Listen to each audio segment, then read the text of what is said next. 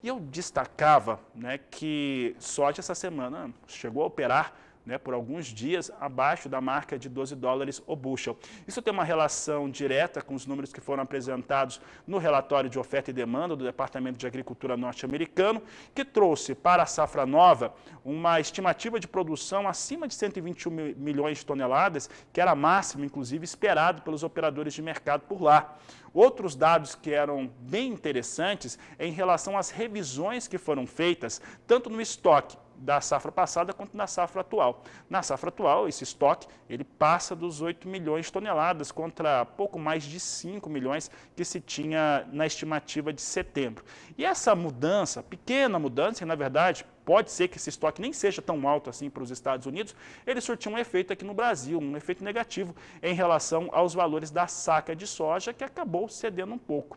Para saber se esse efeito é realmente direto desses números aí dos estoques, da situação norte-americana, de uma produção melhor e principalmente como que o mercado vai se organizando após esse relatório de oferta e demanda, eu converso agora com o Matheus Pereira, ele que é o titular da Pátria Agronegócios e participa conosco mais uma vez. Matheus, obrigado pela sua participação, sempre um prazer tê-lo por aqui.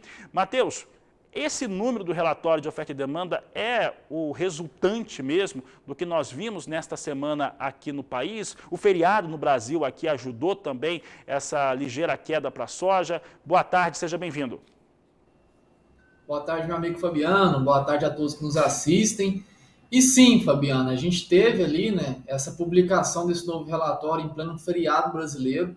Aqui no Brasil, a gente segue, né, com uma visão muito consolidada que a soja brasileira, tanto disponível quanto futuro, deverá empilhar novas altas em cotações em reais por saca.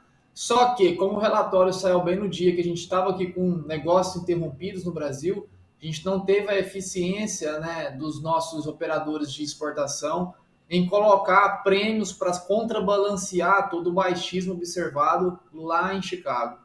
Então, o baixismo, Fabiano, ele foi logo refletido na reabertura do mercado brasileiro, né, já na quarta-feira, quinta-feira. Hoje a gente já vê alguma recuperação dos negócios, né, pelo Brasil afora. Em média, hoje, a soja no Brasil, de ontem para hoje, sexta-feira, dia 15, a soja tem subido ali algo em torno de 80 a R$1 por saca, média Brasil, recuperando, então, parte dos prejuízos, né, causados pelo relatório de ampliação de estoques e ampliação da produção norte-americana. Então a gente vê sim que essa semana encurtada pelo feriado no Brasil começou na quarta-feira com baixismo, ontem foi um dia de estabilização, hoje a gente já tem uma leve recuperação dos negócios, impulsionados principalmente por prêmios de exportação, e o dólar, que vinha bem estabelecido, bem estagnado, né, até o começo da manhã, até com que o Banco Central voltou a intervir com mais agressividade, né, naqueles leilões swap cambial, que tem derrubado agora a cotação da moeda, algo em torno de 7 centavos no exato momento. Então, a gente tem essa diferença de cenários, né, onde quarta-feira tivemos as quedas, precificando o relatório. Aqui no Brasil as quedas foram profundas, né? Algumas praças registraram até R$5 de queda em relação aos preços da soja pré-final de semana, né? E agora a gente tem na sexta-feira, agora retinha final, uma leve recuperação dessas cotações físicas que colocam ali impulsionadas principalmente por prêmios e dólar, Fabiano. Tá certo, Matheus, e daqui a pouco meu colega Walter Pulga vai entrar ao vivo da Bolsa falando a respeito exatamente dessa operação do Banco Central brasileiro em relação ao dólar. Mas voltando a outros elementos, Matheus, que influenciam diretamente o mercado da soja, e agora eu quero falar de um que é muito provável que seja altista.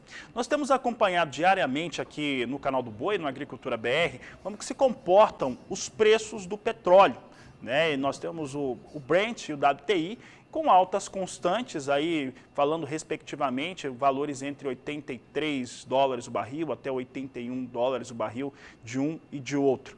E esses valores do petróleo têm influenciado de alguma maneira muito precisa os óleos, o preço do óleo no mundo. Óleo de palma, por exemplo, lá na Ásia, e o óleo de soja aqui no Ocidente. E isso tem, de certo modo, também elevado o preço de óleo de soja lá nos Estados Unidos, na Bolsa de Chicago. E, consequentemente, puxa farelo e grão de soja para cima. Você acredita que o óleo de soja agora possa ser um fator determinante também na formação do preço internacional da soja, Matheus? Ó, Fabiano, muito boa colocação. A gente tem ali todo um setor energético, né, super inflacionado por uma demanda crescente e que não foi equilibrada por algumas fontes energéticas, né, principalmente hidrelétricas. Há 2, 3 semanas atrás, se não me engano, a gente divulgou aos clientes aqui um balanço geral de como está, né, o setor de hidrelétricas hoje em todos os principais mercados emergentes de energias. Aqui no Brasil a gente teve um ano safra ali com quase 22%, 28%, perdão, a menos de chuvas em 2021. A China não foi diferente, com um percentual de 22%, se estou me enganado. Nos Estados Unidos, igualmente também, as proporções não foram lá satisfatórias para recompor, né, os níveis de fluviais, né? Então acaba que o setor de hidrelétricas como um todo, por todo o planeta, acabou se sobrecarregando com a falta de reposição hídrica esse ano, e toda essa sobrecarga, né, ela se derivou para outras fontes de energia, né, que foram aí o petróleo, que foram o gás natural, que foi o próprio carvão na China, e acaba que, consequência disso, né, a busca por fontes alternativas de energia acaba se intensificando ainda mais. Né?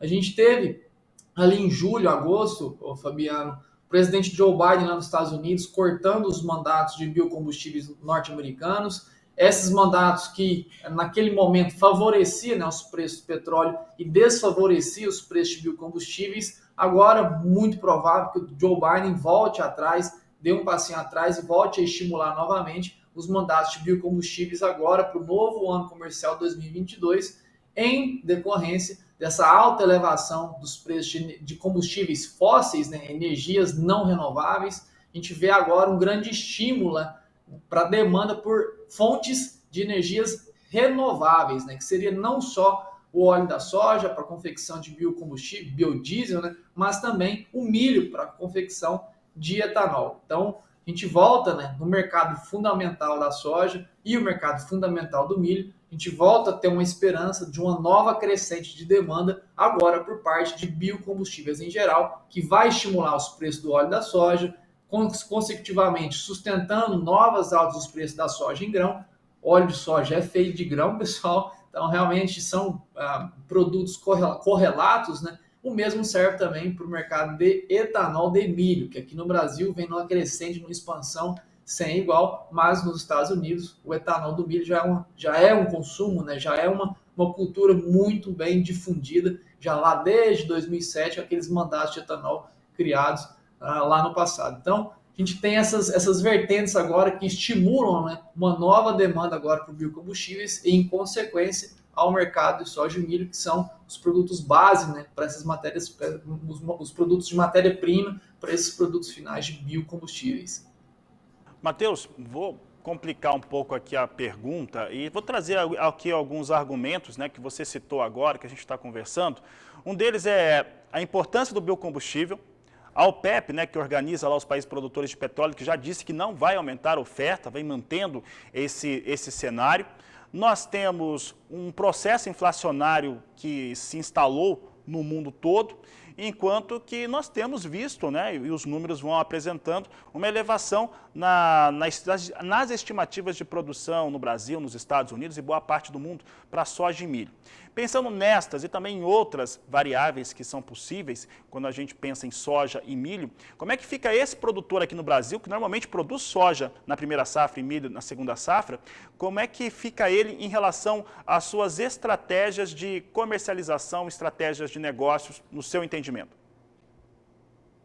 Olha, Fabiana, a realidade do mercado hoje para a soja e para o milho, ele é um mercado de estagnação. A gente tem ali influências internacionais estagnadas, né? O mercado hoje não vê razões fundamentais para esticar grandes altas, nem para depreciar grandes quedas. Aqui no Brasil a gente tem o fator dólar, tem o fator prêmio exportação, que na nossa visão da Pátria Agronegócio continuam sendo fatores aí de altistas, né? Movimentos de alta nessa reta final de ano. Só que existe, né, como eu já decorri um pouco agora, existe essa criação dessa nova possível demanda se intensificando, né, por biocombustíveis, que novamente poderia disparar um movimento de alta no mercado internacional de commodities. Então, ao produtor rural, né, que está vendo toda essa turbulência acontecendo, enfim, apesar de hoje não ser a realidade, a percepção ao mercado internacional é que volte a ser criada uma demanda, né? Lembrando que a soja, tanto o milho lá fora, saiu daqueles patamares recordes atingidos em maio, caíram lá volumes significantes, né, caiu cerca de 25% dos valores de pico atingidos em meados de maio, aos valores que temos hoje. A soja em Chicago chegou a bater abaixo dos $12 ali na sessão da última madrugada, na madrugada passada, né, da quarta para quinta-feira.